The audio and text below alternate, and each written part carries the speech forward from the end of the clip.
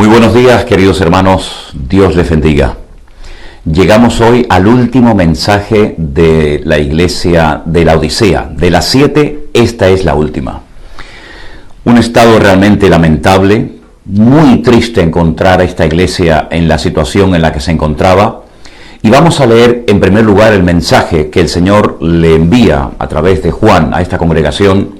Y después vamos a reflexionar sobre qué es lo que realmente le estaba ocurriendo a la iglesia y por qué llegó a esa situación tan caótica y tan lamentable.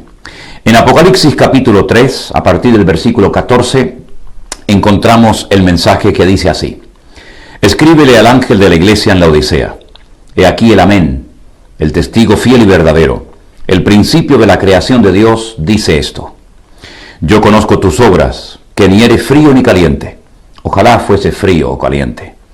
Pero por cuanto eres tibio y no frío ni caliente, te vomitaré de mi boca.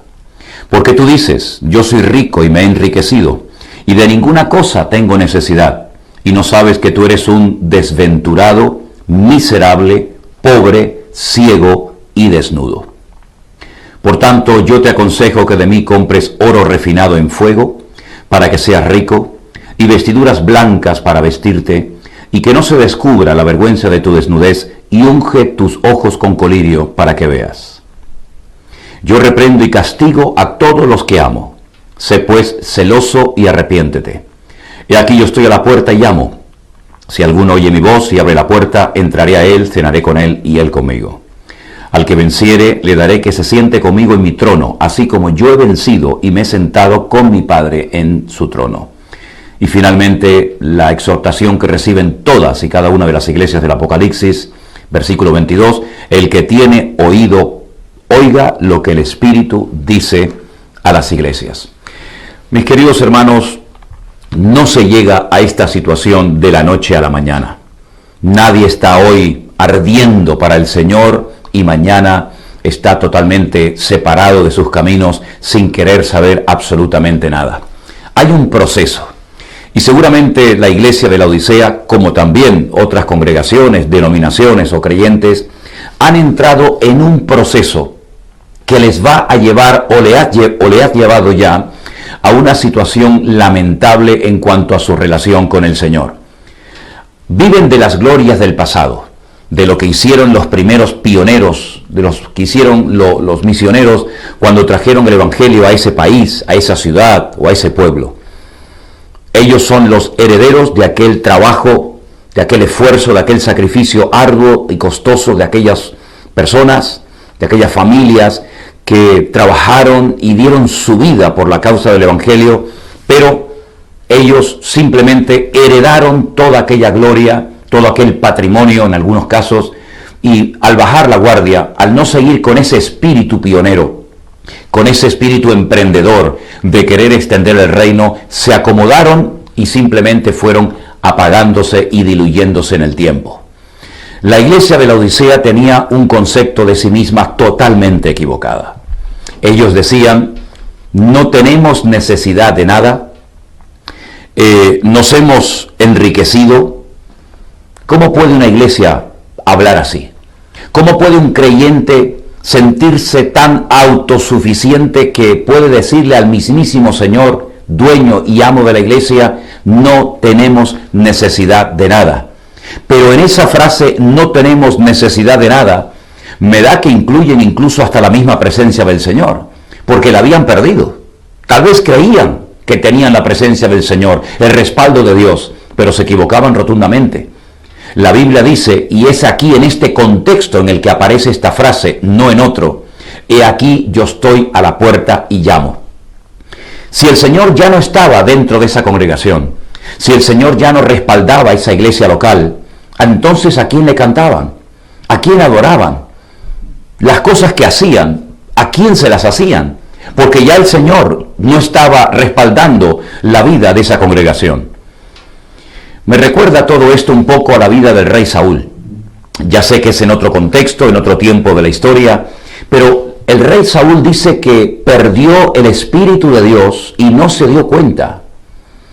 Estaba tan metido en ese odio, en esos celos amargos contra David, que lo más valioso que puede tener un ser humano, que es la presencia, el respaldo del Señor, se le fue de su vida, lo perdió y ni siquiera se percató de ello, no se dio cuenta. Es tremendamente lamentable cómo hay personas que incluso trabajan para el Dios de la obra, pero se han olvidado de que lo importante no es tanto lo que hagamos para Él, sino que realmente aquí lo que importa es qué es lo que Dios quiere que haga y qué es lo que el Señor no quiere que haga ni invierta ni un minuto de mi tiempo. La iglesia de la Odisea había perdido la sensibilidad espiritual, habían perdido la visión espiritual, de ahí que el Señor les diga, unjan vuestros ojos con colirio para que puedan ver, porque evidentemente la ceguera de la iglesia era descomunal, ni siquiera se habían dado cuenta de que el Señor ya no estaba entre ellos. Sin embargo, le habían dado una importancia al patrimonio, a tener muchas cosas. Y eso ocurre lamentablemente con muchas iglesias que han crecido, que han logrado tener muchísimo patrimonio en terrenos, en propiedades, en fincas, en iglesias, y se olvidan que todo eso, sin la presencia, sin la gloria del Señor, no sirve absolutamente para nada. Dice Proverbios, más vale bocado seco y en paz que casa pues llena de provisión sin la bendición de Dios. En otras palabras, no estoy diciendo que sea malo tener un patrimonio, tener propiedades, tener cosas que se utilicen para la obra del Señor. Pero cuando ponemos nuestra confianza, cuando nos creemos fuertes e importantes por lo que tenemos y no tanto por lo que somos, estamos teniendo la misma actitud de la iglesia de la Odisea. Y es muy fácil, ¿saben? Es muy fácil cuando una iglesia es tremendamente próspera y ya tiene muchos años y han extendido su denominación o su iglesia por muchos estados o por muchos países, sentirse un tanto orgullosos de lo que tienen, pero que el Señor nos guarde y seamos como aquella iglesia de la cual hablábamos ayer, a la cual le decía el Señor, aunque tienen poca fuerza, nuestra fuerza no está en lo que tenemos, nuestra fuerza está en nuestro Dios. Y David no era rey, pero tenía la unción, tenía el respaldo del Señor. Dios estaba con él. Saúl era rey, tenía soldados, tenía un palacio, tenía todo lo que puede desear y tener un hombre en esta vida, pero no tenía la bendición de Dios. Vamos a preguntarnos en este día si lo que tenemos es sinónimo de que la bendición de Dios, de que el Señor mismo está con nosotros. Porque no confundamos, no toda bendición viene de parte de Dios. No todo lo que tenemos nos lo ha dado Dios. Cuidado, porque esto es un terreno muy sutil, muy delicado, y podemos poner nuestra mirada en el patrimonio, en lo material, en lo que tenemos, y nos podemos enfriar de una forma tremenda. El problema de la iglesia de la Odisea, fundamentalmente, era la tibieza. Ni entraban ni salían, ni estaban fríos ni estaban calientes. Era una tibieza, una indiferencia, una apatía total y absoluta. Es un pecado terrible cuando creemos que estamos bien y estamos realmente mal delante del Señor. La expresión que utiliza el Señor en esta iglesia es tremenda. Te vomitaré de mi boca. Le produce náuseas al Señor este tipo de gente. La gente que no termina de definirse. Están un poco en el mundo, pero también quieren estar un poco en la iglesia del Señor.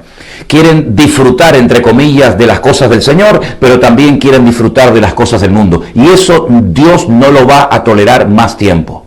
Este tiempo de confinamiento ha servido para sacudir y exhortar a más de uno, a más de una congregación, a más de un ministerio, para que nos demos cuenta de que no podemos seguir en esa situación como si fuéramos profesionales del ministerio. Personas que reciben una paga, un sueldo, una ayuda, y ya creemos que lo tenemos todo y nos acomodamos. No, mis queridos hermanos. Dios nos manda a trabajar, a esforzarnos, a luchar por el reino, con mucha gente o con poca gente, con la iglesia abierta o con la iglesia cerrada, da igual. Lo importante es que el fuego de Dios no deje de arder en nuestros corazones.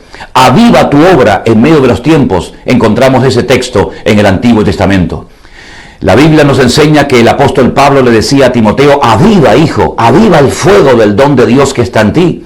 Vamos a echarle leña al fuego. Vamos a renovarnos en el Señor. Vamos a doblar la guardia, mis queridos hermanos y amigos. Y que no nos pase lamentablemente lo que le pasó a la iglesia de la Odisea. Vamos a oír lo que hoy nos dice el Espíritu Santo. Levántate, hermano y hermana.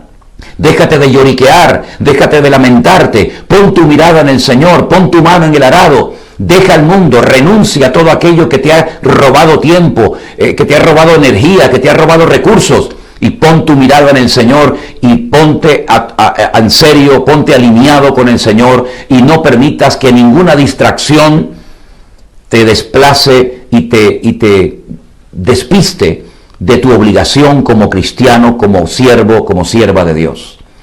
Vamos a orar en esta mañana, mis queridos hermanos, para que el Señor, con este último mensaje a la iglesia de la Odisea, despierte nuestras conciencias y nos demos cuenta de una vez por todas que ha llegado el momento, ha llegado la hora en la que ya no sirve estar a medias tintas.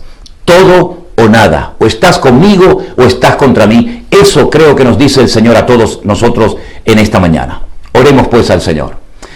Padre Celestial, te doy muchísimas gracias por este privilegio tan grande y maravilloso que nos das cada día de empezar el día contigo con estos devocionales. Pido tu bendición para tu amada iglesia. Avívala, Señor, sacúdela, despierta, levanta tu amada iglesia en todas las naciones sobre la faz de la tierra, Señor, y que aprovechemos el tiempo, porque los tiempos se acortan y son malos. Pero, Señor, quita la tibieza, la indiferencia, la apatía de nuestros corazones, el acomodamiento, y que nos demos cuenta de que cada día es un día nuevo, que tenemos que esforzarnos y pelear la buena batalla. Que nada ni nadie, Señor, apague el fuego de nuestros corazones y que tú seas lo primero y más importante en nuestras vidas. Encomendamos nuestras vidas y este día hoy a ti, en el nombre de Jesús. Amén y amén. Mis queridos hermanos, mañana comenzaremos otra serie de devocionales. Hasta aquí la serie de las 7 iglesias del libro del Apocalipsis. Que Dios les bendiga y que tengan todos ustedes un día lleno de la paz y de la bendición del Señor.